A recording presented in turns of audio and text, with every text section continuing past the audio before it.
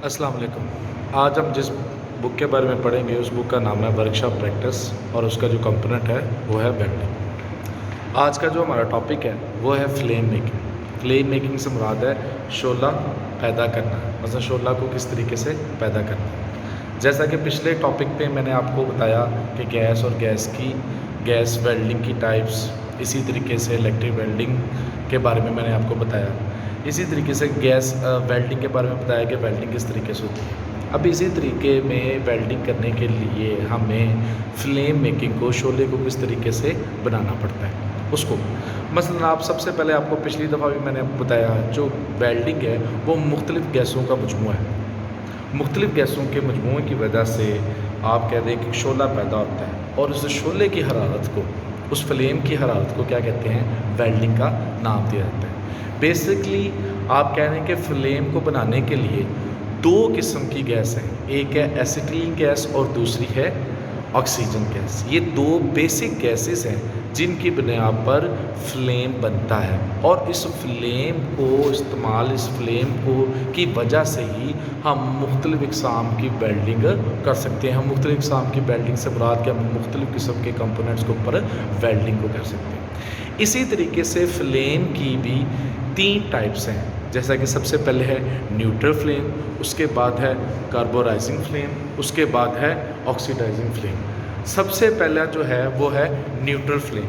Neutral flame किस चीज़ का है? न्यूट्रल फ्लेम ऐसे ही फ्लेम को कहते हैं जिसमें एसिटिलीन गैस और ऑक्सीजन की मिकदार जो होती है वो बराबर होती है। जिसमें ऑक्सीजन की मिकदार, फिर सुन लें, जिसमें ऑक्सीजन की मिकदार और एसिटिलीन की मिकदार जो है, गैस की मिकदार जो होती है वो बराबर होती है, तो उसको क्या कहते हैं, न्यूट्रल फ्लेम। न्यूट्रल फ्लेम पे आप जैसे देख रहे हैं कि न्यूट्रल फ्लेम के इस हिस्से पर इनर कोन है, ठीक है, और उसके इस तरफ इनर कोन है। इस इनर कोन के ऊपर ये समझो इनर कोन और बैरूनी हिस्से पर नीला शोला होता है, ठीक है, ब्लू कलर का नीला शोला होता है। तो न्यूट्रल फ्लेम जो है वो एसिटिलीन और ऑक्सीजन की दोनों की अगर क्वांटिटी गैसों की मिकदार बराबर हो तो उसको न्यूट्रल फ्लेम कहते हैं। न्यूट्रल फ्लेम जो है वो आमतौर पर स्टेनलेस स्टील, फलाद और इस किस्म के दूसरे और भी बहुत से ऐसे मटीरियल है जिनके ऊपर हम करने के लिए, ये वेल्डिंग करने के लिए ये फ्लेम को इस्तेमाल कर सकते हैं। इसके बाद है कार्बोराइजिंग फ्लेम। कार्बोराइजिंग फ्लेम कौन सा होता है? कार्बोराइजिंग फ्लेम ऐसा फ्लेम है जिसमें ऑक्सीजन की मिकदार एसिटिलीन मिकदार से ज़्यादा होती है, उसको कार्बोराइजिंग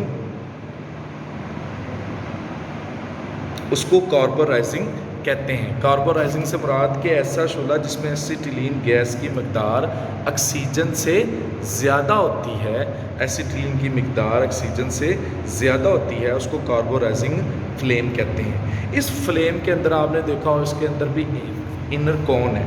ये फ्लेम भी आम तौर पर 3 हिस्सों पर मुश्तमिल होता है। एक उसका इनर कोन, दूसरा इनर कोन के इर्द गिर्द सफ़ेद लो, और तीसरा उसका बैरूनी सुर्खी माइल। मसलन कहने का मतलब है कि ये इसका इनर कोन है और ये इसके ऊपर एक फ्लेम होगा, एक समझो रंग होगा, फिर उसके बाद बाहर की तरफ तीसरा उसके सुर्खी रंग का होगा, तो इसको हम कार्बोराइजिंग फ्लेम कहते हैं। इसके बाद है ऑक्सीडाइजिंग फ्लेम।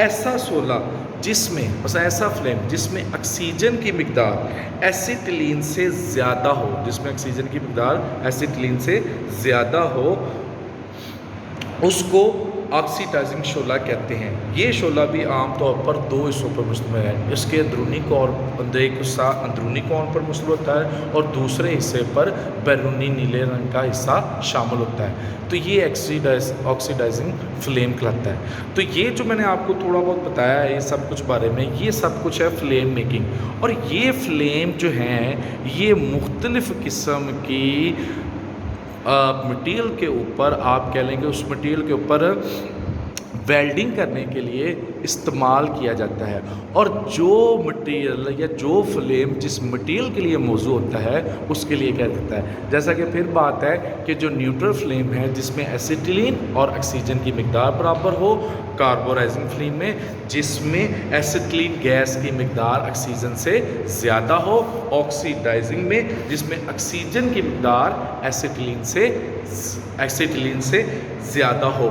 اس وجہ سے ہم یہ سارے جو فلیمز ہیں، ڈفرینٹ قسم کے فلیمز ہیں جو مختلف پروڈکٹ کی ویلڈنگ کرنے کے لیے استعمال کیے جاتے ہیں.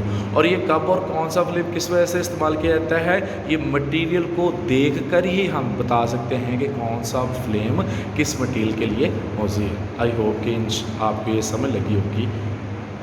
اللہ حافظ.